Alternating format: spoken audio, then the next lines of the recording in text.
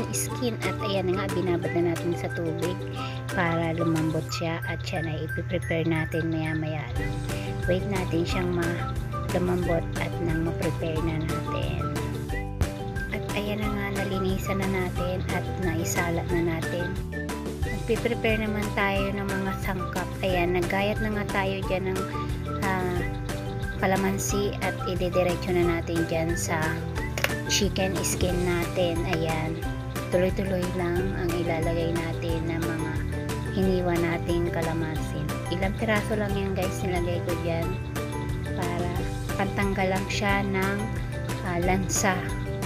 At imamarinate na natin yan guys. Lalagyan natin ng egg at saka cornstarch. Ayan, imimix-mix lang natin yan guys, mekos-mekos lang natin pag nailagay na natin yung ating mga ingredients.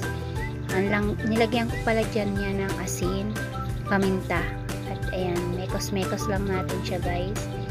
Halo-haluin lang natin siya dyan hanggang sa ma-mix natin ng maayos yung ating lulutuin na chicken skin. At ayan nga, hinalo-halo ko pa siya hanggang sa mahilo-hilo siya dyan. Ayan, charot. At ayan na nga guys, lalagyan natin siya ng chicken breading crispy fried.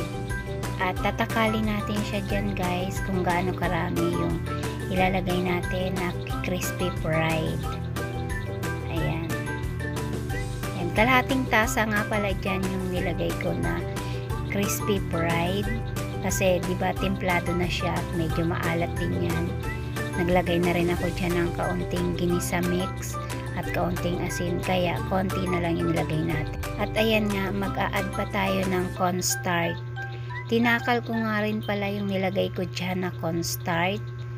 2 takal nga pala yung nilagay ko dyan na cornstarch.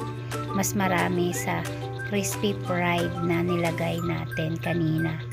So ayan, imekos-mekos lang natin siya para maging maganda yung ating piprituhin. Ayan, hinalo-halo ko siya dyan ng maayos para ma-mix siya ng maayos at maging tama lang yung lating lasa. Ayan. At ayan nga, kinamay-kamay ko na nga para mas swabe yung ating pag-mix ng ating mga ingredients. Ang hirap kapag kutsara yung gagamitin mo pang mix. Kaya kailangan talagang kamayin. Diba nga, mas masarap kapag kinakamay. Char. Ayan, ganyan lang guys hanggang maging swabe yung ating lulutuin. Ayan. So, tingin nyo naman okay na, diba? Ayan. Kapag ganyan na siya guys, pwede na siyang lutuin. Pwede na siyang iprito. Ayan. Hinalo-halo ko pa nga siya dyan. Liyong-liyon. Hilong-hilo na siya dyan. Ayan, diba? Ganyan lang guys ang gagawin nyo para maging malasa. Ayan, may halong kamay. Charot. At ayan na nga guys, nagpainit na tayo ng kawali. Ayan, sinalang na natin yung ating kawali dyan. At kapag mainit na, ay lalagyan na natin ng mantika. 1 litrong mantika nga pala yung nilagay ko dyan guys. Para lubog yung ating piprituhin. Ayan, 1 litrong mantika yung ating ginamit. Any oil, pwede nyong gamitin. Ayan, kung ano yung available na oil, cooking oil. Ayan. At ayan na nga guys, hihintayin lang nating mainit yung ating mantika para makapaglagay na natin tayo ng ating piprituhin. Ayan, isa-isahin lang natin hanggang sa mapuno yung ating mantika. Ayan, at wait natin siyang mag golden brown. Ayan, ganyan lang guys ang pagluto ng ating chicken skin. Ayan, hintayin natin siyang maluto. Ayan guys, first time nga pala namin magluto ng ganyan. Yung chicken skin nga pala na yan guys, ay galing din sa trabaho ng asawa ko. Ayan, doon niya binili yan sa paggawaan ng patty. So, walang kumukuha ng chicken skin, kaya nag-try kaming bumili para ayan, lutuin. At kapag na-perfect na namin yung pagluluto ng ganyang menu, ayan, menu na chicken skin, ay may bala kaming magtinda, o diba? Kaya baka gusto nyo bumili, char. Anyway guys, ayan, matitikman na nga natin ang ating niluluto na chicken skin at malapit na nga siyang maluto. Ayan, medyo nag-golden brown na nga. Saglit lang nga pala siyang maluto guys, kaya hindi kayo mahirapan. Ayan, malapit na nating maluto yung ating unang salang. Ayan, at papatikmin nga namin kayo, o diba? Kung malapit lang kayo, ayan, nabigyan na namin. At ayan na nga guys, ayan, pwede na siyang hanguin yung ganyang pagkakaluto. Ayan, crispy na siya dyan guys.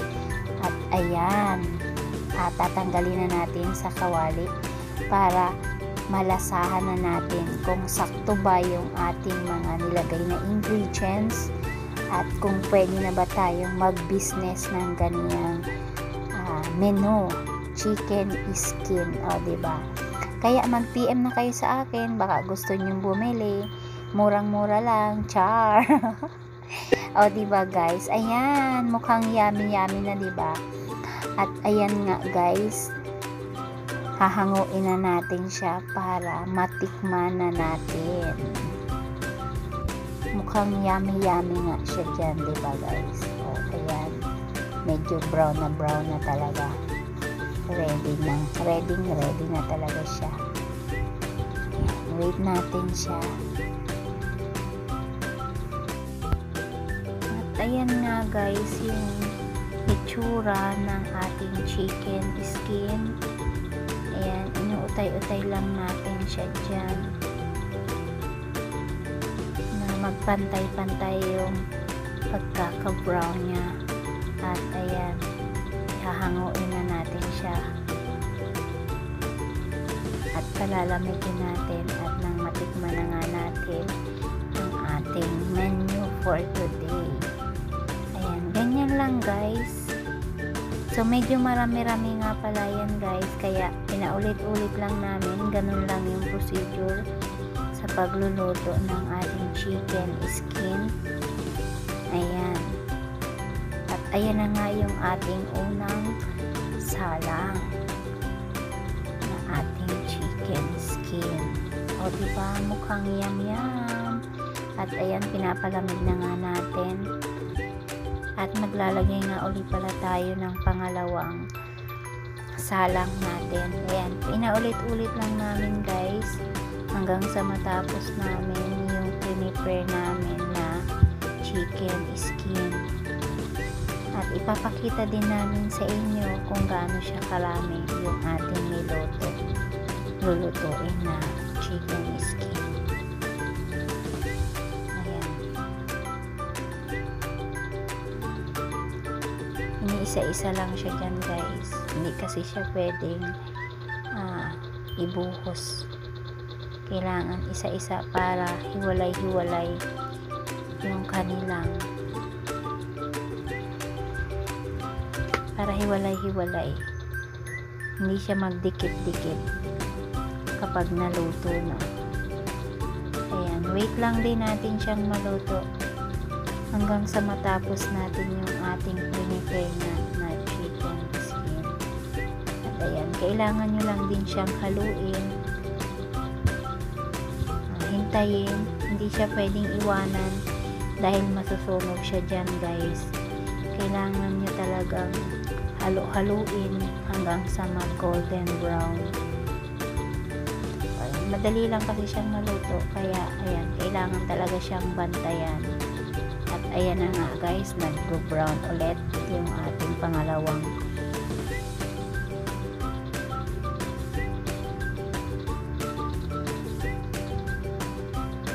kailangan lang haluin ang ating pangalawang salang hanggang sa matapos at hanggang sa maluto na yan guys. And ganyan lang guys. Madali lang ang procedure. Kaya gawin nyo yan guys sa inyong mga bahay. Pwede nyong gawing snack. Pwede rin pang ulam. Pwede din pang pulutan. Ayan. Try nyo na yan guys sa inyong mga kabahayan. Kung meron kayong chicken skin. Ayan. Ayan. Wait lang natin siyang maluto guys. At ayan na nga. O diba? Saglit lang siya maluto. Saglit lang talaga guys. Lalo na kung ganyan mainit na yung mantika nyo. Madali na lang siya talagang mag golden brown.